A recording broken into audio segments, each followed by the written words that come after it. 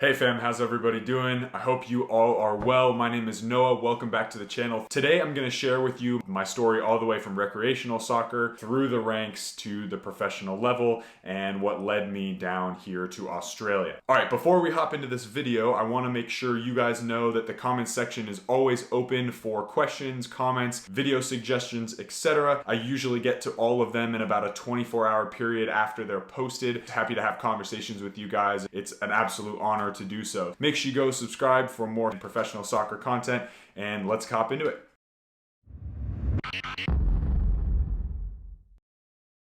Okay, starting off in the early days. So I started playing soccer essentially as soon as I could walk. My parents have some pictures of me when I was really young, about 18 months old, with a little fluffy soccer ball at my feet dribbling around our home in Seattle. It's always been my favorite sport. When I was a younger kid, I had to play multiple sports at once. I played basketball, I swam competitively, ran cross country, and then I did some extracurricular activities that weren't sports related. But basketball, probably one of my favorites, and then I really loved swimming. That has helped me a ton being a much more well-rounded athlete. I was really thankful for my parents, so thank you mom and dad, for pushing me to play those other sports until I was about 13 or 14 years old, at which time they basically said, okay, you've kind of had a taste of everything and you have the mental capacity to really understand what you like and what you don't like. So now you can choose what you want to do. In the US, there is what we call rec soccer. So rec soccer is recreational soccer. It's basically the lowest tier in the whole US soccer system. It's very casual. We all had to buy our own shorts and socks, and then we were handed one of those old synthetic uniforms with a number on the back, and that was kind of it. I played recreational soccer from the age of 5 or 6 all the way up till when I was 12. So I was with this team called the Pumas, and the Pumas moved all the way from that 5-year-old age group all the way up. We played both indoor and outdoor, and it was the year above me, and it was just family friends, but I was able to play in the 94 year even though I'm a 95. Their U13, my 12 year of life, not of school, by the way, to clarify, switch into select, which is, I guess, the next level up. And select is kind of a regional league, and in regional leagues, you get to travel anywhere between maybe 2 hours to,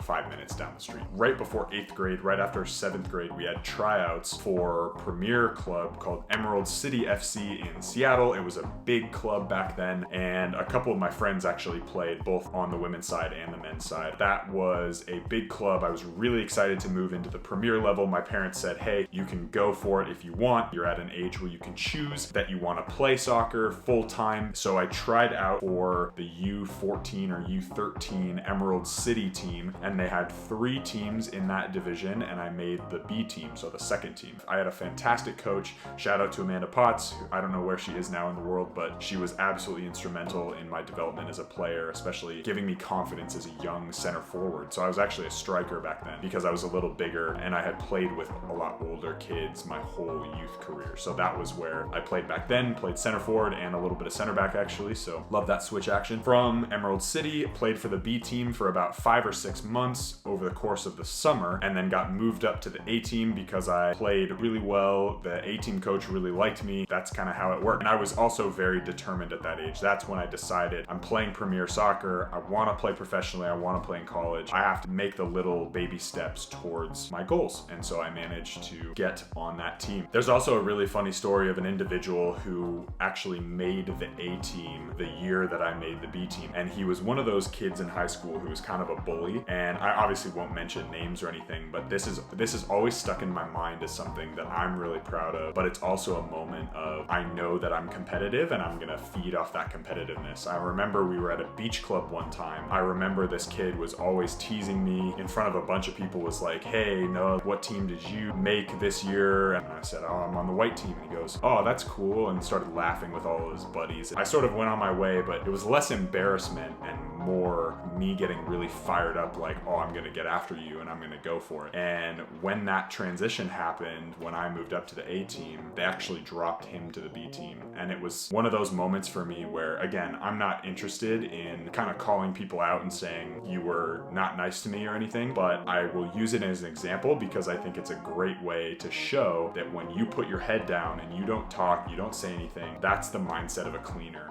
And that's the mindset of, I'm gonna do this and I'm gonna get better than you and I'm gonna make this happen. Now, towards the end of my 9th year, freshman year in high school, Emerald City folded. It became something a little bit different that's now in existence in Seattle called Seattle United. And Seattle United is a massive club. Several of my good friends coach there now and is a great program. And our team essentially moved laterally. So we went from Emerald City over to Seattle United, played for that club. I played up a year and at my own level for the A team, the first team or whatever, for about a year and a half. I had a college counselor who said, hey, I know you've been to some college showcases and you want to play college soccer. We got to get you on a team that's going to be seen by everybody across the country. So I actually moved again to a club called Crossfire Premier, and our team was ranked 3rd in the country. They also had a DA team, so a development academy team that played against the Seattle Sounders Academy, that played against Portland Timbers, et cetera, et cetera. So that was a fantastic situation for me because I actually played up a year there. I played my 11th year, I played for the 12s year, so I played up a year. And then as soon as those guys graduated, I just moved onto the team that was my own age.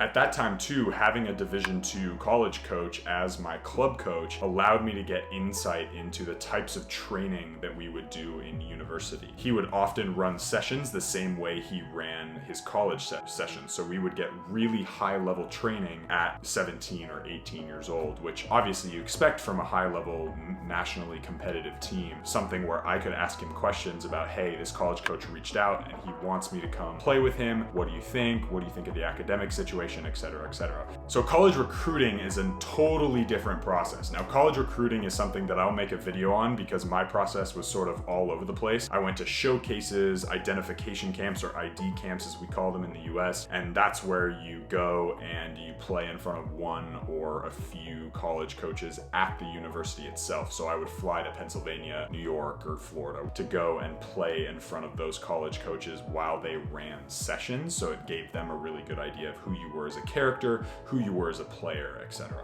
So then I decided to go to a Division III school in Washington State called Whitman College. And I went to Whitman for academic reasons. That's because I have aspirations of being a physiatry, which is essentially physical medicine. So it's working with high-level athletes, doing therapy, rehab, etc. That's something that I've been really passionate about for a long time. So stay tuned for that because I'll still have the YouTube channel at that point.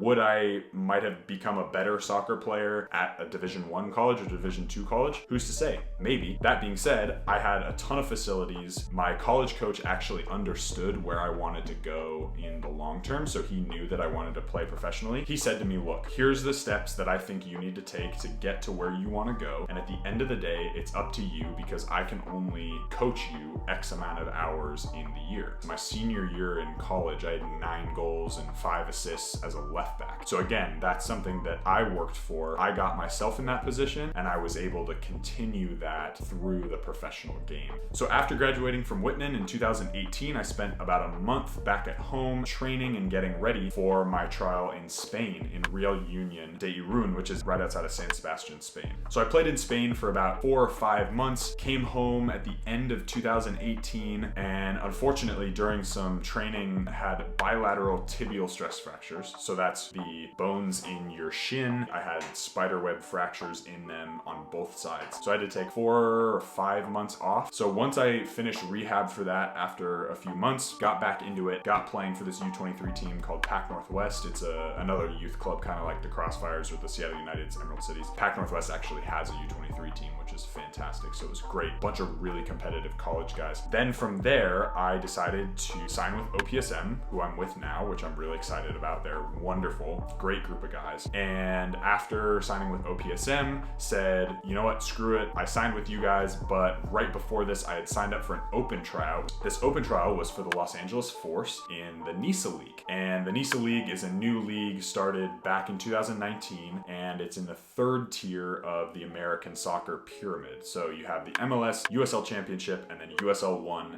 and the NISA. That was a fantastic opportunity. It's in Los Angeles. I have some friends down there. I can stay with them them, trial, etc. But again, it's an open tryout, and I don't usually recommend those unless you're absolutely desperate. If you can get other things, do it. But I kind of said to myself, I said, look, I'm not getting any opportunities. I've got to just make something happen. So I went down, and out of 200 or so odd guys, I actually got signed. I was one of 2 guys who ended up getting signed for the NISA club. Again, I am one of very few, and I do not, again, I'm saying this not to brag, but simply to say I do not recommend it as a method of getting into the professional game. So I managed to play for them, and played for them in the inaugural season up until the beginning of 2020. A week off, and then 4 weeks of training, so about 5 weeks in December and the beginning of January. And in the middle of December, got a call from my agent. He said, hey, I've got an opportunity for Australia, and it's in the 3rd division down there. You have absolute mobility to move up if you want to, and our goal is to get you into the A-League or at least into the NPL so that you can succeed and do really well there, so we can bring you back to the US at some point. Actually signed the contract before even going down there, so I knew I had income, I knew I had a house sorted, and everything else. So that is a quick rundown of my story, and that's how I got to where I am today. All right, guys, I hope you really enjoyed that story time. So excited to share that with you. I'm really proud of where I came from. Thanks so much for watching, guys. I hope you appreciated the video. And if you have any questions, leave a comment below. Make sure to like, subscribe, and I'll see you guys in the next video. Take care.